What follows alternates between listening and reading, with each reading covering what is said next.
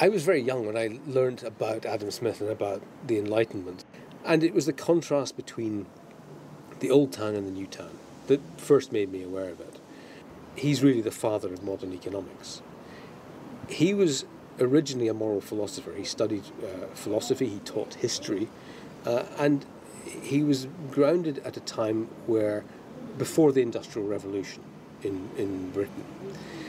And what he saw was that trade was something which allowed people to improve their standard of living.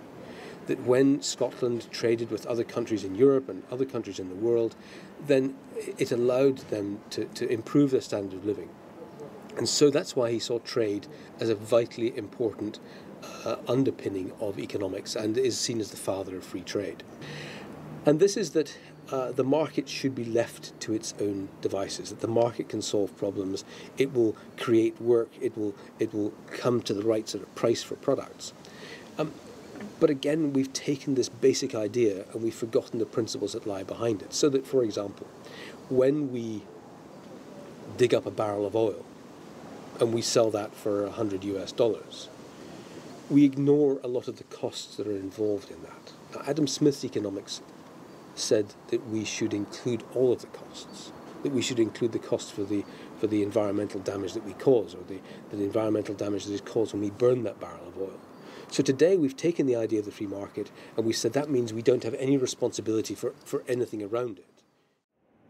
We've also twisted the idea of freedom, that freedom used to be about being able to speak what you thought without being imprisoned or any conditions put upon you. We've turned that around into being extreme individualism, where we can live our lives and we don't have to care about anybody else around us.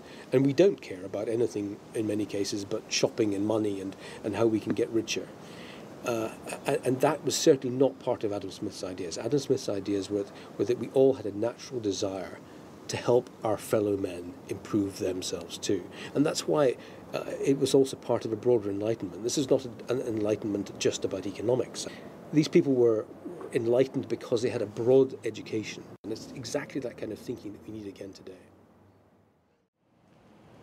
There are a lot of people, even a lot of poor people, in America and in Northern Europe and in the markets that are most obsessed with the free market, who even although they are poor and losing, still believe that the free market is the right thing to do.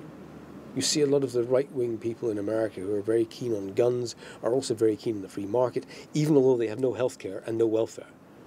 They've become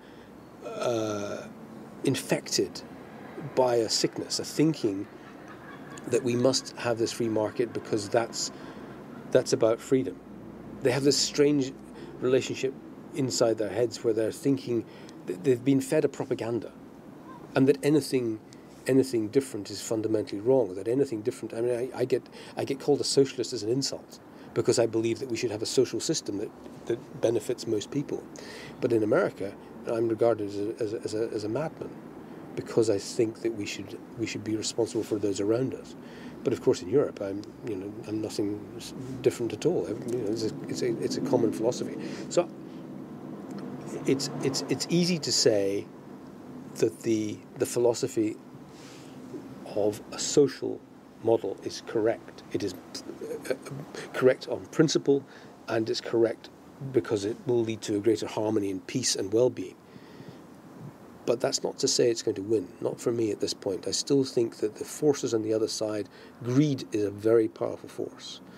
Selfishness is a very powerful force, and we have unleashed these forces in the last 30 years, and putting them back is going to be extremely difficult without a much deeper crisis.